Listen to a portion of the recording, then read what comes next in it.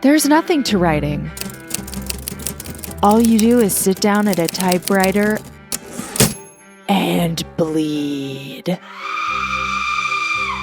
Welcome to The Bleeders, a podcast and support group about book writing and publishing. I'm writer and podcaster Courtney Kosak, and each week I'll bring you new conversations with authors, agents, and publishers about how to write and sell books. Today's guest is Samantha Mann. She is the author of the essay collection Putting Out and the editor of the anthology I Feel Love, Notes on Queer Joy. She's also got a brand new essay collection coming out soon called Dyke Delusions that is currently available for pre-order. And in today's minisode, Samantha is taking us behind the scenes of the Putting Out prologue, which I really admire. It is such a great entry into that collection, and Samantha is going to tell us all about it. So here we go.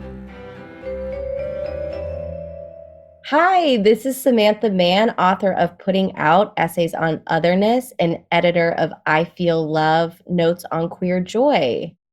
So first of all, everybody loves your foreword. Oh. It's a killer foreword. How did that come to be? That actually came right before we went to press. I was a little bit older. Most of these essays I had written when I was like 18 to like 24, and this was going to be published when I was going to be 30 by the time it came out. And I was just like looking through it, and I was like, God, I feel like who I am right now is not really reflected in here. So I wanted to get that in there. It was like very last minute. Mm-hmm. Yeah. And I just wanted to also sometimes I feel like the collection is kind of dark, which other people are like, no, I don't feel like it's super dark. I did see one comment online one time that was like, oof, this was good, but kind of a tough read. I was like, bummer, I'm so sorry. I just wanted to have like some lightness in there too. Like, this isn't who I am anymore. I don't know if I was reassuring myself or others. Yeah, I wanted a reflection of my present self in the book as well. Yeah, and you do a good job of just being like, I don't know, I'm speaking for I am these identities. Mm-hmm. I'm speaking for myself.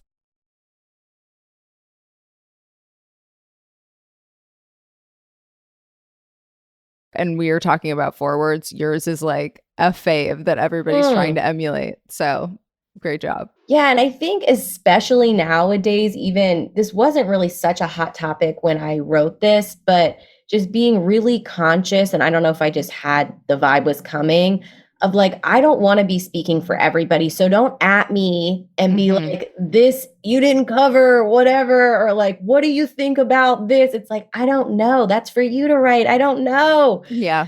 So just making it clear that like, this is just my stuff. I hope you find something in it. If you don't, I hope you write something that makes you feel great or read something that makes you feel great.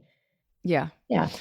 Okay, so the writing process, you said, 18 to early 20s, you're like collecting these pieces. Are they being published anywhere? Are you in classes? Like, how are you kind of putting it together, basically? Yeah, I was a journalism student. I did want to be a writer. Once I got older, I was like, that's the thing I want to do.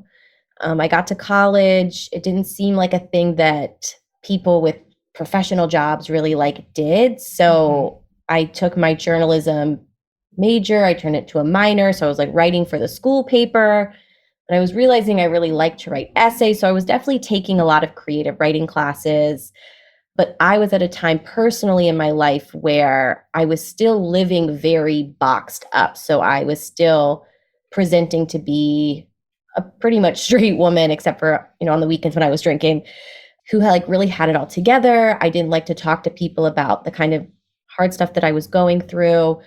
So I was writing all this stuff, but I never felt like it was something that I was probably going to share with others. But then when I got older, I had written all this shit and it kind of went together. And I just, I'd gone to therapy for a bit longer. I had come out. I had told my family more stuff. I just started matching my real self with these stories that I have written. And I just felt a bit more confident to try to submit them. And then where were your first couple pieces published? I don't know if anything from this book is published on the internet. Oh, really? Nothing was published beforehand? I don't think so. When I was like 27, I started trying to publish things online simultaneously. Uh-huh. But those were stuff, because even then I was still a little nervous. This felt super personal. So Yeah. I was publishing things that were like a combination of like journalism and my experience. It felt like an easier thing to hide behind. So I was writing for like Exo Jane. I was writing for Bust about like pop culture stuff, and then like sneaking in some of my stuff just to see how that felt. Mm-hmm. So I was doing a lot of that, and then I was querying for this on the side and just assuming like if it gets picked up, I'll just have to rip this Band-Aid off and just go with it. All right, Bleeders, that was just a little preview. The whole interview with Samantha is so good, and it is over on YouTube. The channel is youtube.com/@bleederspodcast, but I made it super easy for you. There is a link in the episode description that will take you right to this specific video. And make sure you're signed up for the Bleeders Companion Substack for all kinds of newsletter exclusives. There is also a link for that in the episode description to make it easy peasy.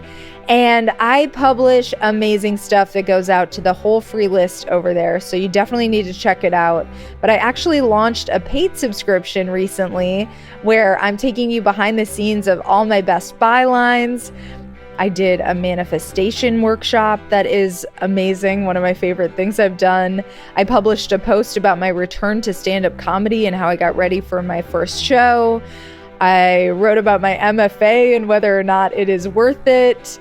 So much great stuff going on over at the Bleeders Companion Substack. Make sure you are subscribed and join me again next week for an all-new episode. In the meantime, happy bleeding!